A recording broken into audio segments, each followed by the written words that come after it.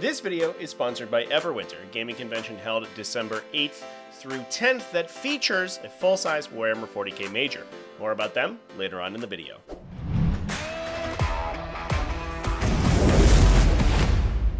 What's up, folks? Welcome back to TacticalTortoise. My name is Trevi, and this is another episode of Best Armies in 40k.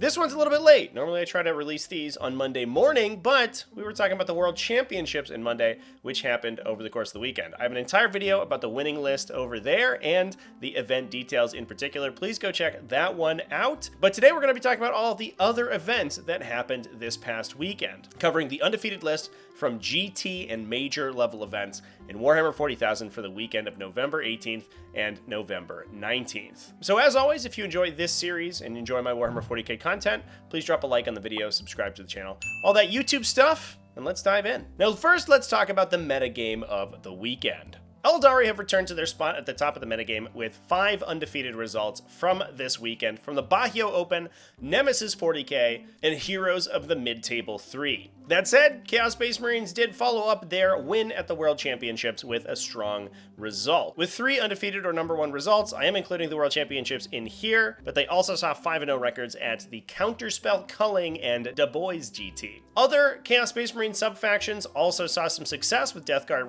nipping at their heels with 2 undefeated results at the Maui Fundraiser and HWP Ironman, alongside World Eaters at the West Coast GT, and the Loyalist Space Marines coming out strong with Dark Angels at Alliance Open, Black Templars at Warpstone over Cyprus, and Deathwatch, a faction that we have not seen do too well in the last couple of weeks, especially after their data slate update made their Black Sphere task force much worse, going undefeated at Du Bois GT. Nice to see Deathwatch still seeing some play. We also saw Adeptus Custodes, another faction that has been struggling over the last couple of weeks, go 5-0 at the Renegade Open. Astra Militarum saw an undefeated result at the Peterborough Slam. Tyranids saw one at the Alliance Open, Necrons at the Renegade Open, and Leagues of Votann at the Standoff GT. Shout out to the Standoff GT as well. They're another sponsor of the channel. Sounds like their inaugural 2-day GT event went off without a hitch. So with that, let's dive into lists that were played over the course of the week. First off, we'll cover the number 1 frontrunner, Aeldari. James Kelling from the Goonhammer team took Aeldari to a 5-0 finish at the Renegade Open, taking first place in the event. His list was a double avatar variety, including the Avatar of Cain as well as the Incarn, alongside a bevy of support characters, an Autarch Wayleaper, a Death Jester with Fate's Messenger, to automatically convert its attacks to 6s, either dealing devastating damage with its Shrieker Cannon, or allowing it to get Sustain 3 automatically, which can be used alongside Fate Dice to get absolutely insane numbers of attacks out of this guy's weapon. We also see Aeolic Nightspear and a Solitaire in the list. Interestingly, they are running a Dark Reaper unit with a Tempest Launcher to add some indirect fire, 1 Falcon, a Night Spinner, 1 unit of Rangers, potentially allowing Aeolic Nightspear to join into it to give them a bonus to wound. However, Aeolic Nightspear can also operate by himself. His unit always has lone operative even if he's not attached to another unit. It's not a leadership ability, so he just gets it all the time. That gives you the opportunity to put the Rangers in 1 unit in order to snipe characters out with efficiency, or you can keep him by himself, and you get 2 solid units to sit on objectives and score secondaries if you need them. On top of that, we also have 2 units of 5 Shadow Specters and 2 units of Swooping Hawks for support. Interesting to see only 1 Night Spinner out of this list, and obviously the Avatar builds are a lot more interesting than the Wraithguard brick builds that we've been seeing Eldar take classically, so it is interesting to see Eldar mixing it up a little bit. Moving on to Chaos Space Marines, I'm actually going to give this one a little bit of a skip. I already talked about Manny Chima's list at the World Championships at great length in a very long video. Please go check that one out if you want to see the cutting edge of Chaos Space Marine list design. I get into that list at much greater detail than I normally do in these videos, so I think that's a good reference if you want to learn about Chaos Space Marines.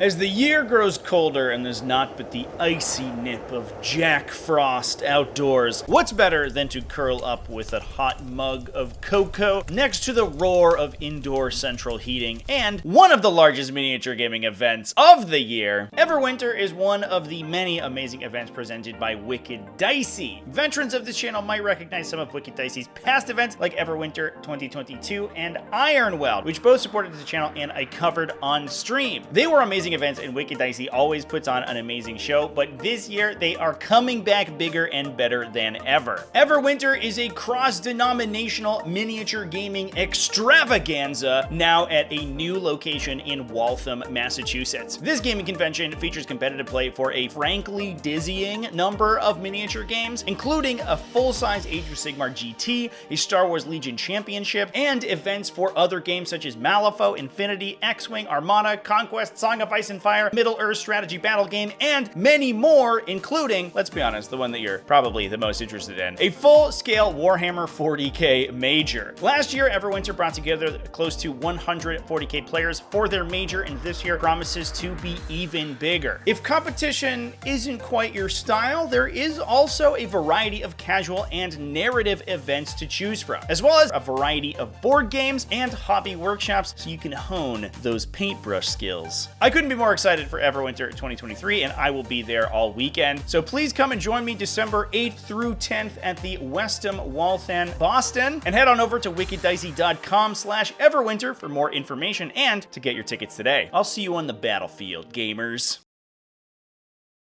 Moving on, we'll talk about Death Guard. Daniel Redehace took them to a 5-0 finish at the Maui fundraiser. This list is a little bit of a departure from the lists that we have been seeing from Death Guard in the past. While it follows a lot of themes of previous Death Guard lists, it has some unique inclusions. This includes 2 Biologus Putrefires to grant lethal hits and enhanced lethal hits to Death Guard infantry squads, as well as themselves, dealing a lot of damage. 2 Death Guard Chaos Lords. These guys can buff up their units by giving them reroll once to hit, but then also have a potential to do mortal wounds to enemies in contagion range, meaning that on top of the grenades you're already throwing for free from the Biologus Putrefires, you can be stacking a lot of mortal wounds out of phase. We then also have an Icon Bearer. This guy's able to increase the contagion range of his unit up to 12 inches to apply their debuffs more broadly. He also has another ability, the Droning, upgraded on him, which every time opponents fail battle shock checks inside his contagion range, they have an additional chance to take mortal wounds. So we have a ton of mortal wound output from the combination of these characters. We then have 2 Malignant Plaguecasters, which can debuff enemy melee attacks and have a pretty devastating flamer by themselves,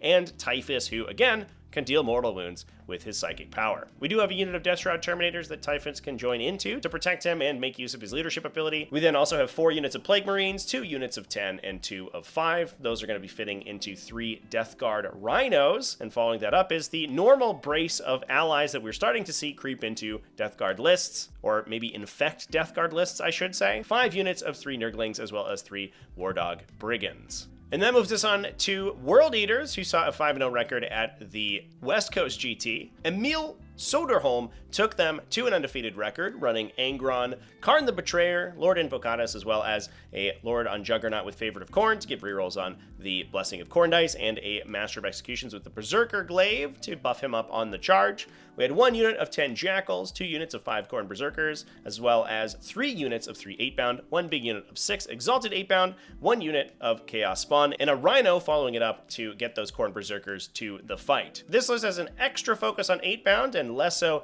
on the Berserkers than we normally see from World Eaters, but clearly it was working for Emil, who was able to take down the event with the faction. And that moves us on to the Chaos Space Marines Loyalist counterparts. Starting with Dark Angels, Vincent Koopmans was able to take them to a 5-0 record at the Alliance Open. This was an Ironstorm Spearhead out of Dark Angels, which was focused both on the Ironstorm Spearhead's characteristic benefits for vehicles, but also on some classic Dark Angels units. We saw a Combi Weapon Lieutenant with Master of the Machine War. Because of that guy's ability to gain Lone Operative all by himself, he doesn't necessarily need to stay as glued to vehicles as the Tech Marines do, so he's a little bit more flexible in where he can apply his aura of advance and shoot or fall back and shoot with those vehicle models. We then have 2 Tech Marines, one with the Target Augury Web and one with the Adept of the Omnissiah, all the enhancements to create the full wombo combo of vehicle buffs in this list. They are supporting a Gladiator Lancer, a Gladiator Reaper, alongside 3 Redemptor Dreadnoughts and a Whirlwind, an interesting smattering of different ranged profiles. So the list has a toolbox of different vehicles it can focus on depending on the matchup. We then also had a unit of Deathwing Knights. These guys can act as a melee counterpunch or even a rapid ingressing aggressive unit that you can use to prey upon armies that don't have great screening. With the Whirlwind and the large number of anti-infantry shooting from the other vehicles in the list, and the fact that you would like nothing more than for your opponent to move forward and screen you out aggressively so that the Redemptor Dreadnoughts have something to shoot at, there are a lot of ways to clear out screens and allow the Deathwing Knights to get in. We then also had 2 Inceptor squads, all with plasma as befits a Dark Angels list, alongside 1 Infiltrator squad and 2 Scout squads. Black Templars also saw some success in the Ironstorm Spearhead over at Warpstorm over Cyprus. Leonid Popov was able to take them to a 5-0 record at that event, running 2 Tech Marines, one with Adept of the Omnissiah and one with Master of Machine War. The only real benefit of Black Templars here is that it does have a single Black Templars Impulsor, which is able to mount a pintle-mounted multi-melta, a little bit of a benefit over the normal Impulsor for 5 additional points. We also had a large Aggressor squad, a Ballistus Dreadnought, 1 Brutalis Dreadnought, 2 Eliminator squads. Those are going to combo with the Impulsor. These are just going to be embarked inside the Impulsor and firing an additional 6 las Fusile shots out the back, benefiting from the other benefits that the detachment brings for vehicles. Because they apply their weapons to the transport itself, it's able to benefit from all of the benefits that the detachment has for vehicle weapons when it uses them. We then had 2 Inceptor squads with Plasma Exterminators, 1 Redemptor Dreadnought alongside 2 Scout squads, a Whirlwind, and, interestingly, a Stormraven gunship. The Stormraven is an interesting pick in here. You can stack a lot of defensive buffs on it. We do have that Adept of the Omnissiah and Tech Marines that can repair it, and it is innately -1 damage, gets easy access to cover, and can also get Armor of Contempt to be extremely difficult to kill. It is also a potential way to deliver the Brutalis Dreadnought into combat, since it can embark that Brutalis Dreadnought alongside the Aggressor squad. And then moves us on to the last of the Space Marine factions that did well this weekend, with Ken Knox going 5-0 with Deathwatch, a sub-faction that we haven't seen do well for a while. This was a Gladius Task Force variety of Deathwatch, so not taking their Black Sphere Task Force, but it's still cool to see some unique Deathwatch units on the table. This list was taking an Apothecary Biolocus alongside a Captain with the Honor of Vehement, a Lieutenant with Fire Discipline, not the Apothecary with Fire Discipline, interestingly, alongside a Lieutenant with Combi Weapon with Artificer Armor to fill some points. We had an Aggressor squad that the Apothecary Biolocus can join into, 2 units of Assault Intercessors with Jump Packs, an Eradicator squad, 3 Inceptor squads, 1 big one with Plasma Exterminators, and 2 smaller ones with Assault Bolters. Composition we've been seeing more and more often as Inceptors get more popular among the Space Marine metagame. We have 1 Infiltrator squad to protect against enemy deep strikes, a single big Proteus kill team. This can be attached with the Captain and Lieutenant and embark into a Corvus Blackstar, which is also in the list. Blackstar can embark any one single kill team unit, so the Proteus kill team with attached characters is allowed to embark into it. It actually doesn't matter how large those units become, they can always embark into a Corvus Blackstar. We then have 2 Scout squads, and following that up to add a little bit of additional anti-tank shooting was an Eradicator squad. Very interesting list. Cool to see the Corvus Blackstar with its attached kill team on the table. And with the Fire Discipline combo attached to a bevy of Cyclone missile launchers and Storm Bolters on the Terminators inside that Proteus kill team with 4 frag cannons, it actually makes excellent use of that combination that we normally see. That gives 5+ critical hits, so sustaining 1 thanks to Fire Discipline and getting lethal hits thanks to the Lieutenant. You can use Storm of Fire for +1 AP and ignore cover, all in Devastator Doctrine. That's actually a really interesting place to put that combination because it has a wide variety of weapon profiles, either shooting anti-tank crack rounds, a lot of pretty well-rounded frag rounds that are good against infantry or against vehicles, alongside a ton of anti-infantry shooting from those Storm Bolters. It's always interesting to see where that Fire Discipline combo goes. A lot of different sub-factions can put it in different places, and this is one of the coolest places I've seen for it. But with that, let's move on to Mark Weiss, who was able to go 5-0 with Adeptus Custodes. This list from the Renegade Open was running a Shield Captain in Alaris Terminator Armor, Trajan Valoris, alongside an Anathema Psychana Rhino. That Rhino is able to embark 3 units of 4 Witch Seekers. They do have Scouts, so they apply it to a dedicated transport that they're attached into, allowing the Psychana Rhino to push forward on the first turn and disembark potentially 12 Flamers worth of bodies. Otherwise, you can also just use it as a way to deliver a single unit way up the board if you really need to. Use it it as an additional cheap unit for screening, and split the Witch Seekers off for a lot of board control. There's a lot of different ways to play this module, and it's the first time I've seen it in an Adeptus Custodes army, but it does seem like it adds a lot of flexibility to the faction. Now, speaking of flexibility, it seems like Custodes, both in this list and in the list we've seen from the World Championship, has really focused on Alaris Custodians more recently, because this list is running almost the maximum number of Alaris Custodians you are possibly allowed to bring. That includes 2 units of 6 and 1 unit of 5 Alaris Custodians. These guys have immense damage output with wound rerolls against almost literally every unit type in the game, monsters, vehicles, and characters, which encompasses most of the units that you will see on 40k tables right now. Plus, they have an uppy-downy effect. They're able to go into deep strike at the end of your opponent's turn and then pop out of reserve anywhere on the table, 9 inches away from enemies, which makes them very maneuverable as well, much more so than you would expect from a normal Terminator unit. We then had 1 unit of Custodian Wardens for Trajan Valoris to hang out with. A super unique archetype for Adeptus Custodes, nothing like we've seen before, and it definitely goes to show you that there is some flexibility within the faction if you're willing to take some more interesting and experimental builds. This list has a ton of maneuverability, an immense amount of infantry sweeping, especially good as we're seeing things like a Cursed Cultist become more and more prevalent as the edition goes on, with horde units being very, very dangerous. So having Alaris Custodians, having massive volumes of fire alongside all these Witch Seekers to control that infantry in the early game is super useful, and it has a lot of trash units with those Witch Seekers able to spread around the table that Adeptus Custodes doesn't normally have. And that moves us on to the last of our Imperium lists for the week. Martin Cooper at the Peer-to-Burrow Slam going 5-0 with Astra Militarum. This list was running Gaunt's Ghosts, Lord Solar Leontis, a platoon command squad alongside a Demolisher tank commander, Ursula Creed, 10 Cadian shock troopers, 4 units of 10 Catachin jungle fighters to swarm the midboard of the table thanks to their scout moves, and 1 unit of Death Corps of Krieg. Those Death Corps of Krieg offer a pretty solid, resilient backline that the characters can join into, and support the front line of Catachin jungle fighters and armored units. We then have 2 Basilisks, 1 unit of 10 Kazarkin to add additional scouts to the army, 2 Medusa carriage batteries, 1 unit of Rattling snipers for more infiltrators, 1 unit of regimental attachés, a Rogaldorn battle tank, and a unit of Tempestus Scions, and a Calidus assassin for support and utility. Now with the Imperium lists out of the way, it's time to move to Xenos and talk about our buggy boys, the Tyranids. At the Alliance Open, Tyranids also went 5-0, with Ron Eliyahu taking the faction to an undefeated record.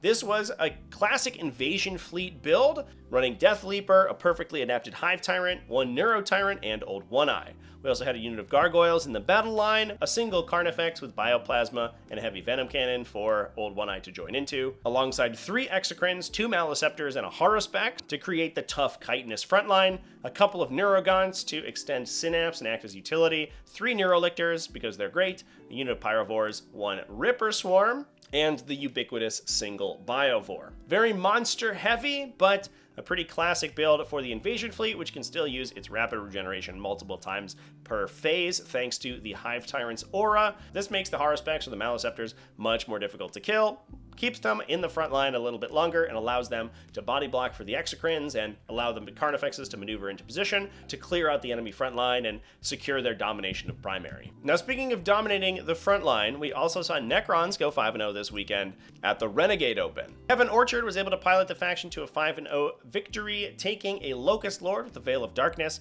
Orokin the Diviner, and an Overlord with Hypermaterial Ablator, alongside a Technomancer with the Sovereign Coronal to add his character aura. We had a unit of 10 Lich Guard with War Scythes, so they lost their 4+ invulnerable save for a devastating wound, multi-damage melee weapon. That was being buffed by Orokin the Diviner, as well as the Hypermaterial Ablator Overlord to give them that 4+ invulnerable save back from Orokin, and the stealth and potential cover from the Ablator to keep them alive anyway. And that was being backed up by a ton of heavy shooting. We had a big unit of 6 Locust Destroyers for the Locust Lord to join into and Veil of Darkness them around the table, alongside 3 units of 3 Locust Heavy Destroyers, 2 of them with Gauss Destructors, 1 with Enmitic Annihilators. We then had a Tesseract Arc alongside 3 Tomb Blades and a unit of 5 Flayed Ones in order to act as support. A Canoptic Reanimator and unit of Cryptothralls should also go without saying, those Cryptothralls joining in to the Lich Guard squad to further increase their survivability. Now last, but certainly not least, we also saw a 5-0 record from Leagues of Votann, a faction that we have in the past seen have some weeks of brilliance, getting a bunch of undefeated results. This week, it comes from Cullen Burns, a player that you may have seen on the channel before, over from the Standoff GT. Cullen was running a Brokir Iron Master, 3 in-here champions for extremely efficient melee aggressors, alongside 4 Sagitaurs. There were no Hearthkin warriors for the Sagitaurs to transport around. Instead, the Iron Master was able to embark into 1 of them, and 3 of them were filled with Chthonian Berserks. We also saw a unit of in-here Hearthguard to act as a little bit of teleporting offense, and 3 Hecatan Land Fortresses. Those guys are able to ferry the in-here champions around that can kind of clear them out of sticky situations with their powerful melee attacks, and otherwise act as extremely efficient backline shooting. Last but certainly not least, we had 1 unit of 3 Brokir Thunderkin, another unit that can embark into 1 of those land fortresses to get their short-range Graviton Blast Cannons into the fight, alongside a big unit of 6 Brokir Thunderkin that can come out of strategic reserve, force your opponent to screen them out, giving the land fortresses something to shoot at, and as soon as you have the opportunity to do so, they can pop out and basically automatically kill most of the vehicles in the game that they shoot at. And with that, those are all the undefeated factions and select lists for each from this weekend. Even though probably 200 of the world's best players were off in Atlanta playing in the World Championships, we still had a couple of major level events occur this weekend, so we still got some good games of 40k out of it. Let me know down in the comment section which of these lists is your favorite. Big thanks to Everwinter for sponsoring this episode. Thanks as well to you for watching all the way to the end of the video. And thanks as well to everybody else who supports the channel, either over on Patreon at patreon.com/TacticalTortoise, YouTube channel members and Twitch subscribers. I love you all, and you're amazing. Remember to keep it classy, folks, and have happy wargaming.